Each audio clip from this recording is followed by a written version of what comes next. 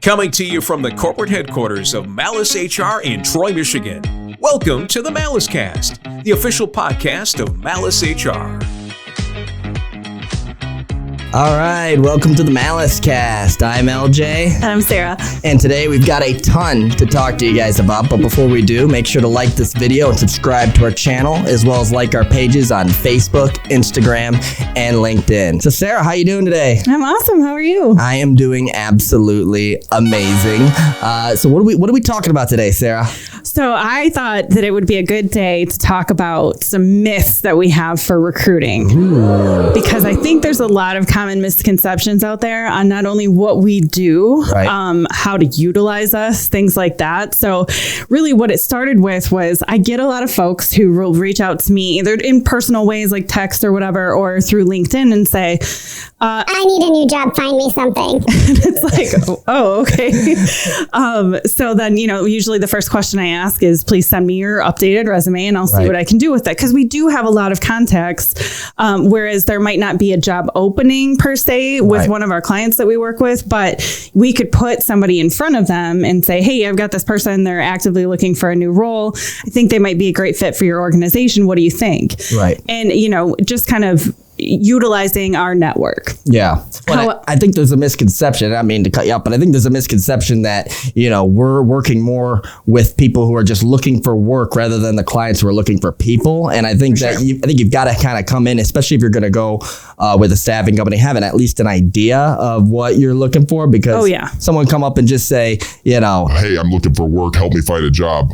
It's difficult. It's very rare that you can just take somebody when you don't have an active role that you're working on and find them a job. Right. You can try, but it's not like a, make me laugh clown kind of a thing. Like I can't just plug people into roles that don't exist. Right. However, that being said, we talk a lot about it, because we want to help everybody. I think it's just the nature of who we are as recruiters and what we do in this company. We want to help everybody.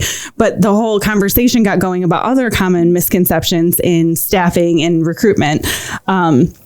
One of the things that I heard that was just absurd to me was that people think that recruiters take a cut from the employees. Oh, and that's how we get paid. Right, exactly. Yeah. And it couldn't be, it's not that at all. So have you heard that before? Yeah, I mean, for me, I think unfortunately staffing has a lot of bad stigmas, and that's probably in part because there's so many staffing companies. Oh, for sure. I mean, there's thousands and thousands and thousands. And a lot of times, even with our own clients, we're working with, there's 3 or 4 other staffing companies with us. So you may be talking to, staffing company A, staffing company B, staffing company C about a position, and they may submit you to the exact same company, and you're over here thinking that there's 3 different opportunities when it's actually the same.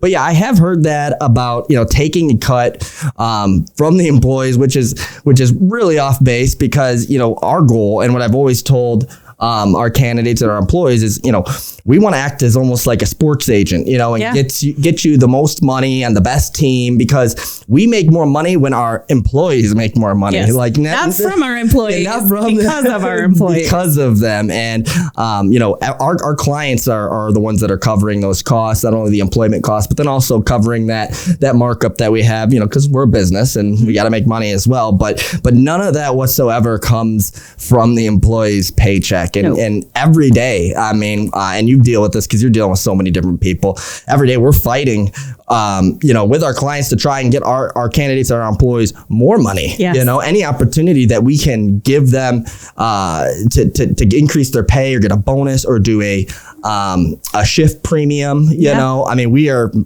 fighting tooth and nail to get that for them. We're really on their side. We're really supposed to be their biggest advocate. Yeah, I love the sports agent analogy, because it really is. I mean, you ideally want to bring the best candidate to the best company, but we work with a lot of candidates. So we see more candidates than we do companies by far. Mm-hmm. So, there might be 6 or 7 of the same people going for one role, and we really want to find the best fit. So it's not about who makes the most or, what the best, bonus plan is for them. That all factors in for sure. But we also want to have that great fit that we've talked about before. So sometimes, I mean, it is about, hey, we have to talk clients into paying our candidates a little bit more because we know that they're worth a little bit more. Right. But none of that at all comes off of what we're doing for our candidates, you know? So sometimes the clients don't want to pay more for them because then they got to pay us a little bit more. But ultimately, it doesn't come off the candidates at all. Yeah. And, I think, and going off of that, another one that I've heard is that staffing companies are really just for people who are out of work or unemployed, and I don't think that's the case at all either. I mean, you think about all of the people that we're working with, I would say a large majority of them are currently employed, and they're just looking for a better opportunity. And we hear all sorts of different reasons why people might be looking for a better opportunity. Maybe it's shift, maybe it's pay, maybe it's there's no upward mobility, or they don't location. Yeah, exactly. They don't get along with maybe someone, one of their managers or something like that. There are so many reasons why someone who's currently working would seek out the services of a staffing company to try and find a better opportunity. Yeah. And ultimately, the people who are currently working aren't, they can be pickier with the roles that they take too. Right. I've been in that position before where I've been unemployed and it's like, oh gosh, I got to have something. I got bills to pay. Whereas somebody who is actively working could be potentially sometimes a better candidate because they've got nothing to lose by doing an interview. It's very transparent. Right. I don't have to make a move, but I'd like to make a move. And I think clients that we work with respond really well to that too, because we're going and plucking out a really good person who's working in a position that they don't really want to be in to come and get the greater opportunity with our clients than what they currently have. And then, everybody's happy about it. So, yeah, I mean, we can and do all the time help people who are unemployed, but it's not by any means just for unemployed. Well, and I think the other part of it too is, even in the last 2 years, we have seen such an increase in pay rates and in different benefits and things that are being offered by companies that if you're somebody that maybe has been in the same role for an extended period of time and you really haven't taking a look at what the market's like, it really could be in your best interest. Not saying you have to switch jobs, but it would be in your best interest to at least reach out and say, hey, what am I worth on the market nowadays? What is a similar position paying? Am I in line with that? Right.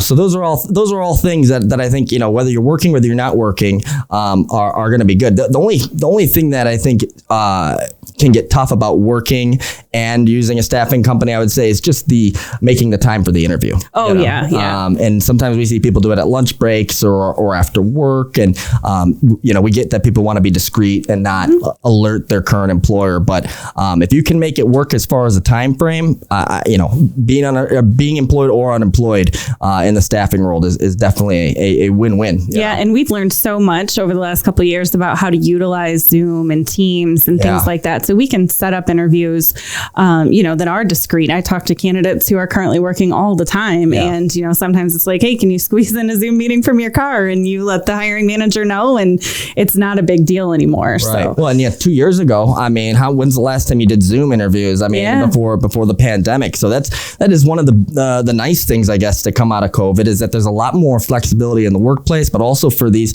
meetings. We don't necessarily have to drive all over the place to have meetings with people that could be done, on a video chat. Right. So exactly. What other types of myths? Any other ones that you can think of off the top of your head? Yeah. So one that was brought up was that I guess a lot of people think that we only do temporary type roles. And I know that there are some staffing companies out there that just strictly fill temporary type roles, but that's not at all what we do here. In fact, when I talk to candidates, I get that question here and there. And I'm usually, I don't want you to be in a temporary role because I don't want to have to go back and refill this. Right. I want this to be a permanent thing for you. We don't really even like to work with companies who are just going to, there was that whole stigma for a while where it's like, oh, a 90-day contract. Well, I'm firing them on day 89. We don't work with companies like that. Exactly. Yeah. So that's not the right way to do business. It's not the right way to treat people. And, whether you call that temporary work or you just call that kind of, messing with the contract that we have, I don't know how you want to look at it, but we don't do that stuff. We don't work with companies who only want people for, a small period of time, unless we are saying that ahead of time. This is a 2 to 3-month contract, but even those positions are very rare. Yeah, they're few and far between, and I think and going off of that, another aspect of that myth, I would say, is that, staffing companies only do entry-level jobs. Yeah. And that certainly isn't the case either. I like to tell everybody we'll hire anybody from a custodian to a CFO, and we have. And we have. And we have, but you're spot on with that, because, full transparency, if someone works a contract and then, gets let go or is only a 90-day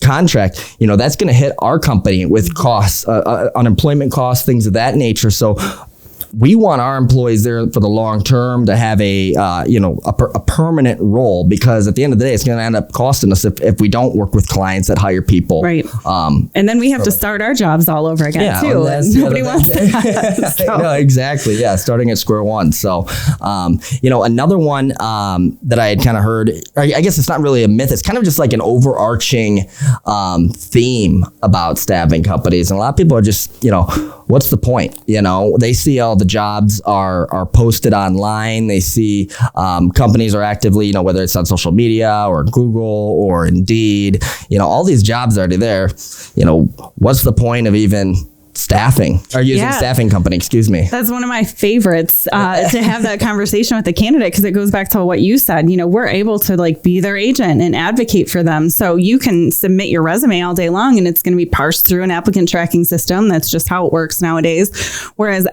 as a recruiter, I can say, this is LJ and this is all the reasons why he's great, that people aren't going to pick up by looking at your parsed resume in their database. So I can say, he's got a background in this and he's spent this many years doing that and so on and so forth. And now that gets put in front of a hiring manager, and the hiring manager is like, oh, who's this LJ? And why do I need to bring him in here? Come on right now. Whereas, you get lost in so many, we see the amount of people that apply to roles all the time, and you get lost if you don't have somebody raising their hand saying, hey, have this super great candidate. This is why you need to meet them. So that's my favorite part, or one of my favorite parts of this job. Yeah. Well, and it's like, you've always got somebody that's knocking on the door for you. Yeah. Somebody who's checking in with that hiring manager. Is a total difference between just submitting, like you said, your resume into the abyss that is, applicant portal, and then actually having someone sitting there every day, almost incessantly checking on, hey, and ideally, whether it's good news or bad news, we want to get that answer for you. We don't want to leave you hanging. We want to make sure that we're on top of it and that exactly what's going on. Yeah, we ran into that earlier today. I had a candidate who was, a hiring manager was wanting to interview one of our candidates, and he was a great candidate. But when we reached out to set up the interview, we started talking about, things to prepare him for it. And we started realizing, hey, he's got a big bonus recently in his new gig, and that's going to put him over and above what this current position, when we talked to him initially, was paying. So he's asking the hiring manager, hey, can I get to that point with your company? Or, is that not something that is available in this role? And the hiring manager was able to say, hey, no, it's not. So we saved everybody time. Unfortunately, it didn't work out. But the last thing that you want to do is go and sit in an interview and find out oh, this isn't the money that I want to be making, and this isn't the place I want to be going. So we can get all that information out in the open for you, so nobody wastes their time. Right. And it's all about communication and keeping that line of communication between and full transparency. So going off of the myths now, if we were to work with a candidate or somebody who's looking for a job, like to maybe go over some strategies or some advice for somebody who maybe wants to use a staffing company. The first thing, I think I mentioned this at the very beginning, would be identify what you're looking for. Identify what types of jobs that you're interested in, what locations. That's going to make the process significantly easier for you and us. And it's having that ability to let us know what you want to do, but also have some flexibility in there too, really makes everybody's jobs and lives a lot easier. Do you have any, advice that you would give to somebody that was looking to get into staffing? Well, so it made me, what you said just made me... use a staffing company. I keep saying getting into staffing, but it's to use a staffing company. Excuse me, So you actually said something, when you're dealing with resumes, we look at thousands of resumes all the time. And there's certain things that people spend a lot of time on, other things that people don't spend enough time on. And ultimately, I know I mentioned already that a lot of times when you apply for a job, your resume gets parsed in a system, but that's not how it works with us. We look at every resume individually, and we usually work with our candidates to clean them up and, make them, it's amazing how many grammar mistakes are made. And, and sometimes just setting a resume in front of somebody with perfect formatting is like, oh, wow, this is really nice looking, because you see a lot of bad ones. You can talk to recruiters all day long because we see them about resumes and things like that and what one should look like. And we all probably have a little bit of a different opinion on what one should look like. Right. But if you are looking for a job, whether it's because you don't have one or because you're, actively looking because you're uninterested in what you're doing, make that resume show value. What's your value add to the company that you might be interested in? I saved my department 10% over last year by, putting this initiative. Like, how did you earn your keep? Right. Because ultimately, we all as employees cost the companies to have us. So how do you earn your keep? Those are things that hiring managers love to see on resumes. It's what I love to see on resumes. So I can copy and paste and say, hey, look at what they did. Right. So that's definitely one thing. Target certain companies, just because you worked in automotive doesn't mean you have to stay in automotive, but understand that different industries might pay different for, say, like a quality manager role than maybe what a tier 1 automotive would, but you also have a better work-life balance, or it's closer to your home or things like that. So it's not, everybody's money driven, don't get me wrong, but that's not all there is to it. Right. So consider companies that are, maybe if you're in automotive, look into manufacturing, and that's great.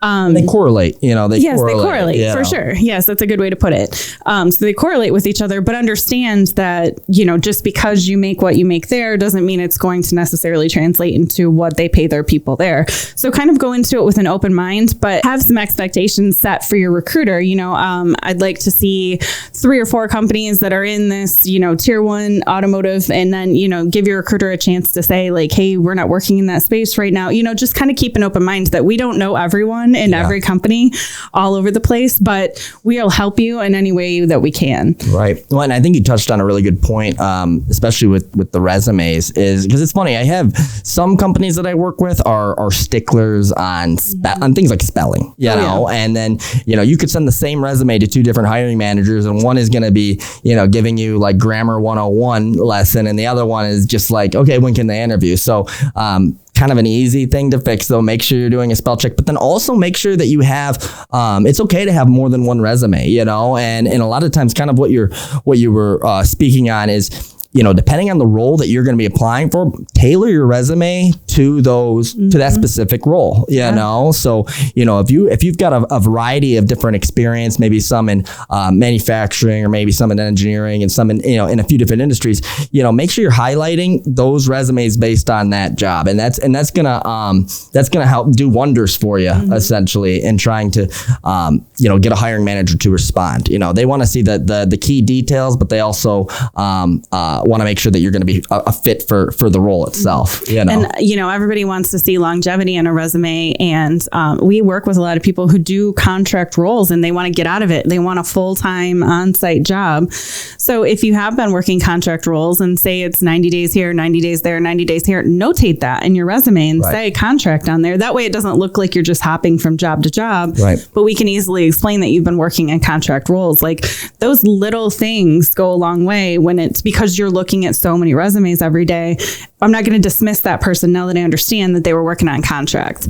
Another thing would be if you are moving to a new place and you start sending out your resume. So say it looks like you live in Tulsa, Oklahoma, but you're trying to move to Detroit, Michigan. Notate that. Making a move in this time, that way we can understand that, hey, you've got a great resume. You're going to have to do some Zoom interviews for a little while. And you're not just applying to every job that's out there with a big broad stroke. You're targeting a certain market because you're moving there. Just make that notation in your resume. It's very easy, but it's one of those things because you see so many people that click to every resume or every opening that's out there, no matter where they are. You make that simple notation, and it can make a world of difference in how we're able to advocate for people who are looking for jobs. Right. No, I totally agree. It's one of those things. It's just, you got to be meticulous almost about that. And, and the flip side, also make sure that you eliminate some of the stuff that maybe isn't related to the job. I mean, the one I always, you'll see somebody who's got all this experience, and then at the bottom it's like sandwich artist for Subway, and hey, that's cool that you worked at Subway and everything, but it has nothing to do with engineering. You don't need to know. You don't need to know every single job you've ever had since you were 16 years old. So yeah, and I'll say, and this might be, I don't know how this is going to be received because you hear this a lot, but there's this whole thing about keep your resume to one page, which I think is absolute malarkey, because there's no way anybody in a professional role or with professional experience, so say they've been in the industry for 20 years, is going to be able to encapsulate their experience in one page of a resume. Font size. Yeah, font size. Font 7. But yeah, I mean, it's okay because people aren't reading resumes on a piece of paper in front of them anymore like the olden days. They are actually reading them on a computer and they're scrolling. Now, don't get me wrong. Don't have a 7-page resume. Nobody has time for that. I was going to say. But, 1 to 3 pages, I think is understandable if you're somebody with, some experience. Now, if you're an intern looking for a job and you're putting every babysitting role you've ever had, like, take that out of it. Let them know, fresh out of college, looking for a new role. There's plenty of spots open for somebody in that kind of wheelhouse. Yeah. But yeah, keeping it just to one page, when I read that, it just makes me insane because it doesn't make any sense if you have good experience to keep it all on one page. Yeah, I mean, I think 2 pages is my. Choose your max? Yeah, I think that's my max. All right. Okay. I mean, I think 2's fine. All right. You start getting to 3. If you're handing me a book as your resume, that's not. I'm never even gonna look at it. 3 is fine. All right. So kind of got a little off track with the myths, but if you have any more questions about these interview tips or these trick or anything with your resume, we do have a few videos up already for interview and interview tips. And then I think we're going to be doing a resume video. That's clever. Yeah, resume. Yeah, we're trying to be creative over here. We're going to have that as well. And that's going to be able to highlight some of those key points that you want to focus on when not only working with a staffing company, but just in general. I mean, these are all good things to know. So that's it for today's podcast. We hope you learned a little bit. These were just some common myths that we hear pretty much all the time. If there's a myth or something that you've heard about staffing that maybe we didn't mention, make sure to drop a comment below. Also, if you have questions, feel free to post on there. We're happy to answer any questions you have. Our marketing director Andrew is the man, and he is on top of everything. So anyways, thanks for joining us today. Hope you have a great rest of your week. We'll see you next time. Bye. You've been listening to the Malace Cast, the official podcast of Malace HR, available on YouTube, Apple Music, and Spotify. Don't forget to subscribe now to Malace TV, available on YouTube, and we'll see you on our next Malace Cast.